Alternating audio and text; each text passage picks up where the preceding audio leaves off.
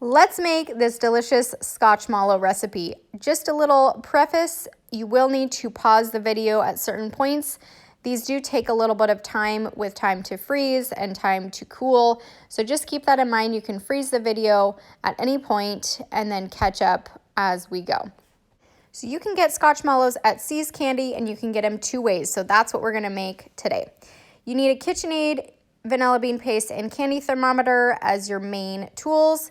And you are gonna start off by making the caramel sauce. So in a heavy saucepan, you're going to add your 1 stick of butter, 1 cup of brown sugar, and 1/2 a cup of corn syrup to the saucepan.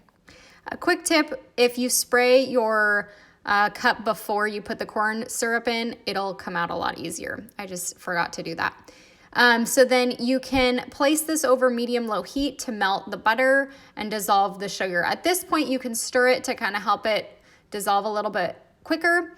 But at this stage, when it starts bubbling up, you want to stop stirring. You don't want to have, that can create crystallization in your caramel. So now we're going to place our candy thermometer into the pan and make sure the thermometer tip is all the way submerged. So if it isn't, you can tip the pan a little bit towards you and that should give you an accurate or a more accurate reading. Just make sure it's all the way submerged. So we're going to cook it until it reaches 244 degrees. If you go to 245, that's okay. You just don't want to go over that or else it'll become hard. So you're right in the middle where it's the firm ball stage. Okay, so now we're gonna turn off the heat and then we're going to add 1/2 cup of cream to the mixture and stir it with the whisk. Just be careful because this will come up. See the steam right here? Just be careful of that steam. You don't want it to burn you. And you want to make sure that the stove is off at this point. All right, so we're just stirring that to combine and then we're gonna turn it back on the stove over medium-low heat, and put the thermometer back in there. So at this point, we're gonna continue to cook it until it reaches the 244 degrees again. And once it reaches that stage, then we can take it off. But you wanna be careful, like I said before, just go to 244. You can go to 245, that's fine, but then you wanna take it off. So we are going to pour the caramel into an 8x12 parchment lined baking dish. And it's really important to do parchment paper or else your caramel, you will never get these out of your dish. So grab a piece of parchment paper and just put that in there first. And then I like to use a spatula to kind of make sure that it's in the corners. It kind of moves to the corners and just kind of make sure it's an even layer. If you use a 9x13 pan, the caramel layer will just be a little bit thinner. Okay, so now you're gonna chill this in the refrigerator while we make the marshmallows. So next step is to make the marshmallows. You're going to add 4 packets of unflavored gelatin to a mixing bowl fitted with a wire attachment, a whisk attachment, and then you're going to add 1/2 cup of water and just let it sit.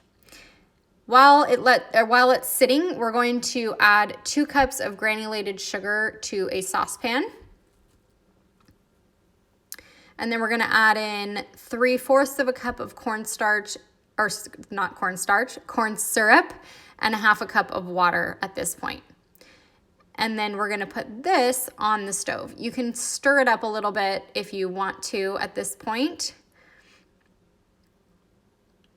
And then we're going to put it on the stove and bring to a simmer or a boil, just over low heat. This, you wanna kinda do low and slow because you're dissolving that sugar slowly. If you have any burning on the outsides, just brush it down with a pastry brush dipped in warm water, and then place your candy thermometer into the mixture. Make sure it's submerged again. So you wanna get it to a point of 245, that firm ball stage again, and we're just going to not stir it, and we're gonna cook it to 245. Now I'm going to break up the gelatin by just kind of turning on the mixer on low, and then we're going to start streaming in our hot sugar corn syrup mixture. So I just kind of like to break it up a little bit for about 10 seconds or so. and then add in our, start streaming in our liquid. And at this stage, you're gonna kind of smell a weird smell. I'm just gonna warn you. It kind of smells almost like meat. And that's from the gelatin. So don't be scared. They're gonna taste wonderful. It just does have a little bit of weird smell at this point. But I promise you, they'll be great. So we're just going to turn the mixer up to a medium speed now, and we're going to mix for 10 to 15 minutes to thicken.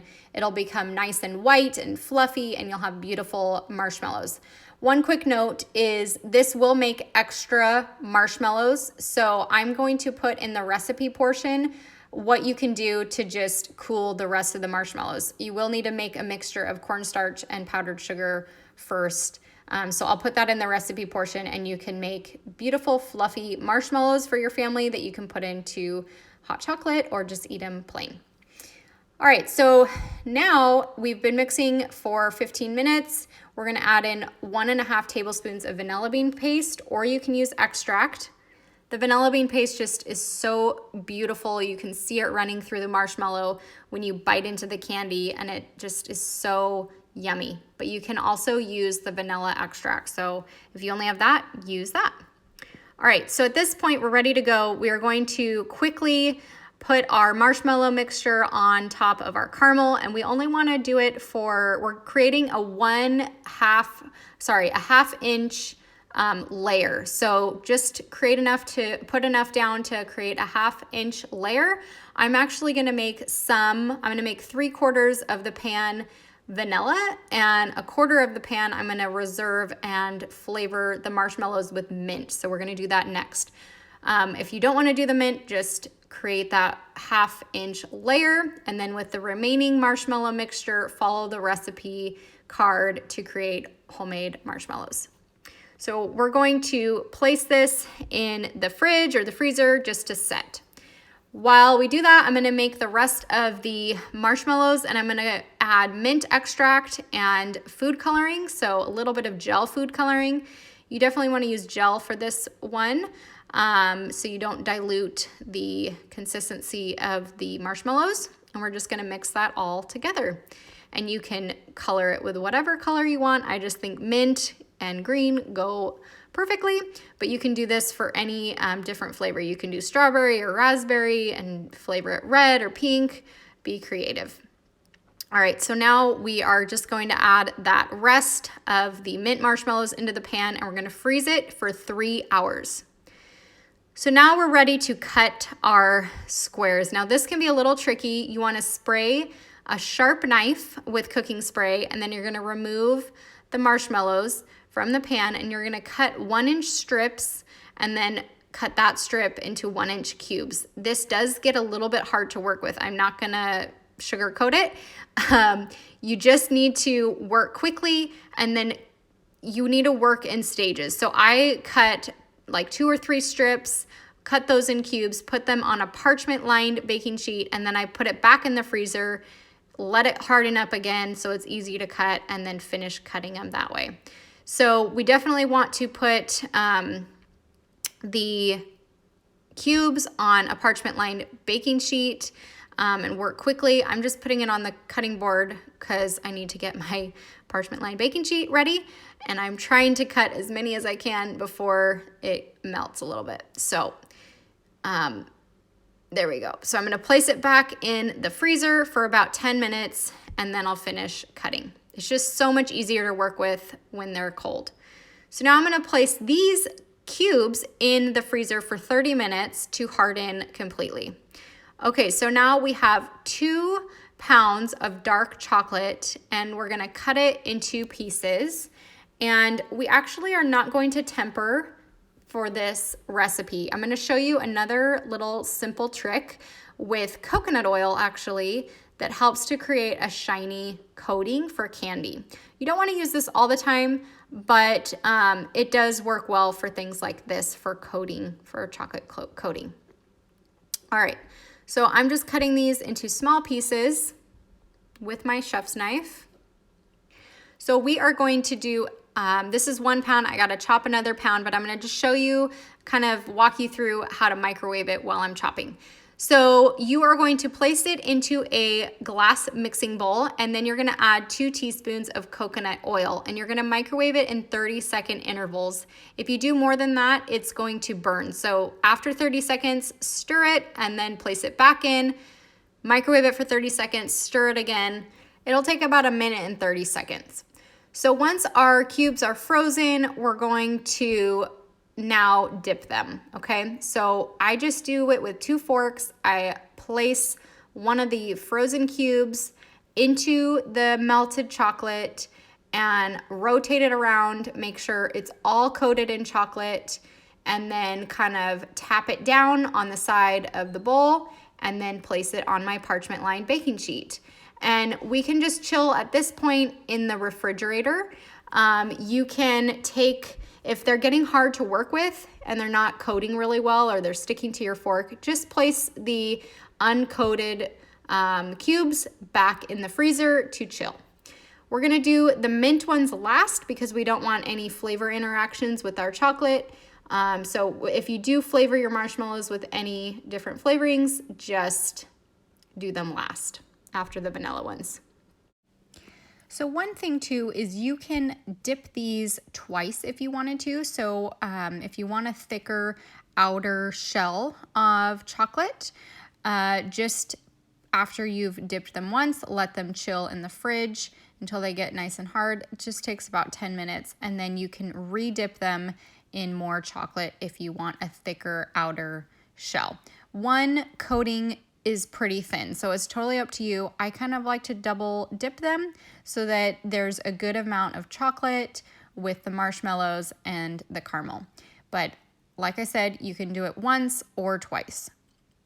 So at this point, we are going to finish up doing our chocolates. We've chilled them, and then we're actually going to just either re-dip them at this stage or we're going to touch up any imperfections. So if you're not gonna dip them twice, just kind of make sure that everything is nice and coated, no caramels coming out, you can't see any of the marshmallows, and just, you can literally just spoon over a little bit of chocolate for that at this point.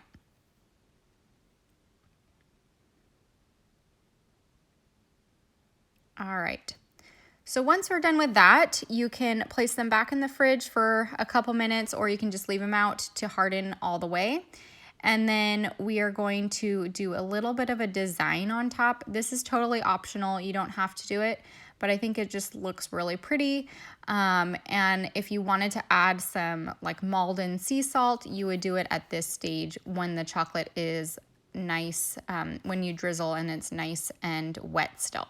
So I just take a fork, put a little bit of chocolate on the end, and quickly and kind of swiftly move over each piece of chocolate with a little drizzle motion, and you'll get a nice thin drizzle.